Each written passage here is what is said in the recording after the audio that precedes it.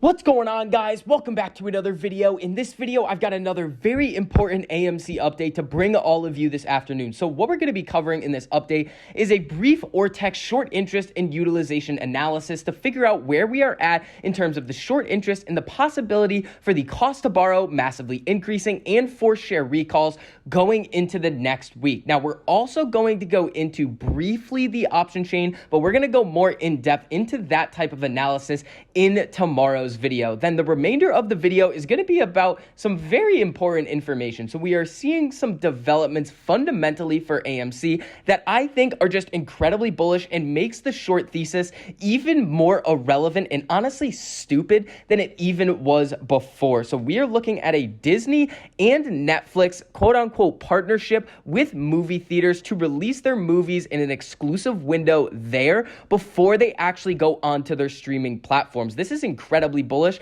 and we're going to have a little bit of a conversation on about a lot of things that I've been hearing from people who should know better. They're in the financial industry and they are professionally trained to evaluate these types of companies. And a lot of these people cannot seem to get it through their head that the fundamentals for AMC are, one, continuously getting better, but also can't get over the fact that the fundamentals of the company don't really matter when we are talking about a short squeeze. Then the last thing that we are going to cover is something is really brewing in our markets right now. We've been covering this on this channel since basically May and June, that something looks like it's going to be happening or forming in the fourth quarter of 2021. And over the last month or so, we started to see these large banking institutions start to side with the thesis that I have been presenting. We have Morgan Stanley coming out and saying to prepare for at least a 10 to 15% correction going into the end of the year. So we're going to go over exactly what this means for AMC, the broad market, and our economy towards the end of this video. So before we get into all of that information,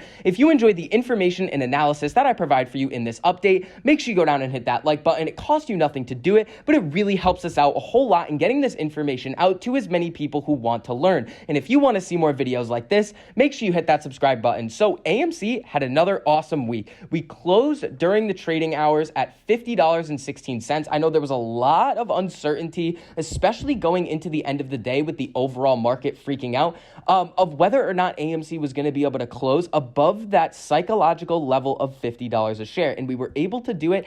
And in the after hours, we closed at $50.17. Again, incredibly bullish. Now, coming over to this Ortex update, utilization 91.44, and we can see that the short interest rate here, 18.42%. We are chilling out around the all-time high short interest that we have seen for AMC. So what this tells us is that not only are the shorts not covering their positions, but they are adding to them. And what we are going to look at later in this video a little bit down the road is basically it makes no sense that they would be continuously adding to these short positions. So coming over to Stonko Tracker right here, we had 92,798 contracts expire in the money at the end of this week. Again, when we see the delta hedging of these options and the exercising of options, we can see a little bit of an overlay into next week. So Monday and Tuesday could see a little bit more buying volume, but it is coming to that time where we have another one of these monthly options expiration dates. These typically see higher open interest and higher volume, and we are already at 187,000 call contracts in the money. But again, we need to be careful at looking at how many contracts are in the money at the current time versus how many of these contracts have actually been hedged for in terms of that buying volume that we could see actually pushed into the stock. So most likely a lot of these calls for next week, these 187,000 contracts, about 18.7 million shares, if they were to hedge all of them, have already been hedged for. But what we are looking at is this continuation of the move upward and see a lot more of these 256,000 contracts out of the money run in the money, and we could potentially see a lot more hedging, which is buying volume by these market makers, get pushed into the stock and just see the share price go even higher. Now, let's get into what AMC is doing as a company. Now, I know a lot of you are going to be saying, well, the fundamentals don't matter in the short squeeze. I agree, they don't, but it's always good to have good fundamental news that can kind of give a lot more investors, especially those investors who more base their decisions based on fundamentals than if we were to have bad fundamentals for the company. So when we come over here, Big tweet from Adam Aaron, huge step forward. Kudos to Disney for news that is extremely good for AMC. All Disney movies through year end to have an exclusive window in movie theaters before they go to the home. This is big, a smart, wise decision by Disney. AMC will sell boatloads of tickets for you. And what we have to keep in mind here is that Disney has Disney Plus. If they saw that there was just a better opportunity and it was better for them to just release these movies directly to Disney Plus, then that's what they would do. But they see the opportunity of releasing these movies into the theaters, and people actually want to go into the theaters. They want to go back out into the economy and go to the theaters. And when we come over here, we can see that Netflix is doing something very similar. Netflix is eyeing a more traditional theatrical release for some of its future films, according to a report from JP Morgan out of CinemaCon. Analysts from the firm who attended the movie theater industry's largest conference last week in Las Vegas said they met with management teams from several exhibition companies who said there is a real interest from the streaming service to play some of its movies in cinemas for an extended period. Netflix desires its movies to have a bigger cultural impact, wrote JP Morgan analyst Alexa Quadrani in a research note published Monday. So here's what we're looking at here.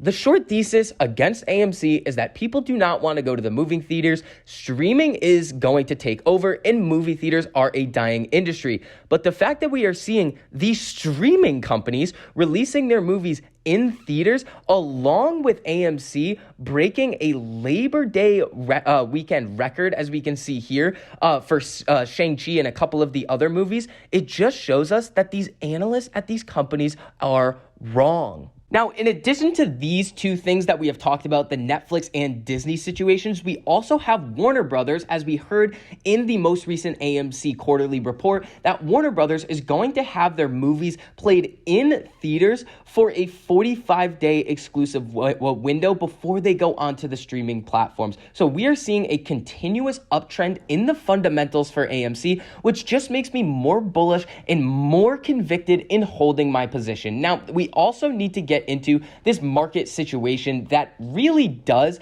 play a role in what's going on with AMC. So over the last couple of days, we have seen the overall market start to sell off a bit. And when we come over here, we can see this note from Morgan Stanley. All of this makes Lisa Chalet, Morgan Stanley's chief investment officer of the firm's wealth management division, nervous. In a recent call with investors, Chalet reiterated her confidence that the market is due for a major correction. And here's what they say, between 10 and 15%. Now, when we think about a 10 to 15% correction, that's big, but it's nothing crazy. But when we combine that with what we are seeing here with the crazy high amount of margin debt, a 10 to 15% drop would be really, really bad for these institutions that are over leveraged. We would see margin calls. We would see forced liquidations, fire sales. We would see a lot of bad things that would make this correction potentially even worse. Now, in addition to this, with Morgan Stanley essentially saying that they are really bearish on the market going forward, we have Goldman Sachs, Deutsche Bank, Citigroup, all of these other institutions basically saying the same thing. Now, there's an old saying in the market that a lot of people basically refer to is follow the money. Now, if all of this big money at these large institutions is getting scared that the market is ready to have another big correction, what do you think that big money is going to do? Well, they're going to sell off their existing positions and they are going to reposition themselves. Think about that, what I just said right there, reposition, and where we are at in the calendar of the year.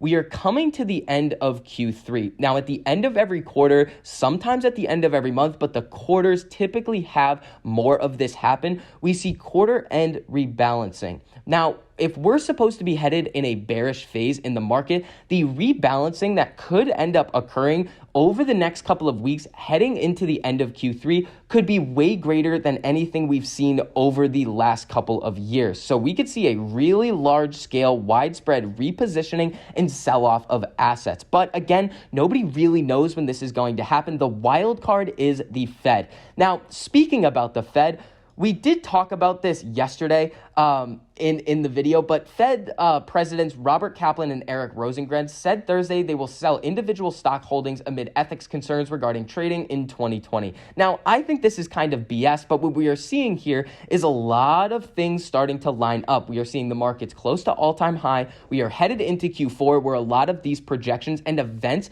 are going to start to play out with these market sell-offs and market events such as the debt ceiling. So the fact that the individuals that are basically working on trying to keep the market propped up are selling all of their stocks and citing ethics concerns smells a little bit fishy to me. So that is going to wrap up this update on AMC in the broad market. If you guys enjoyed the information and analysis that I provided for you in this video, make sure you go down and hit that like button. It costs you nothing to do it, but it really helps us out a whole lot in getting this information out to as many people who want to learn. And if you want to see more videos like this, make sure you hit that subscribe button and turn on that notification bell so you're notified every time I post a new video, so you get to stay up to date on all of your favorite stocks, learn about a couple of new ones, and see exactly which options I am trading and which strategies I am using to trade them. So I hope you guys are having a great day, and I'll see you guys in the next video.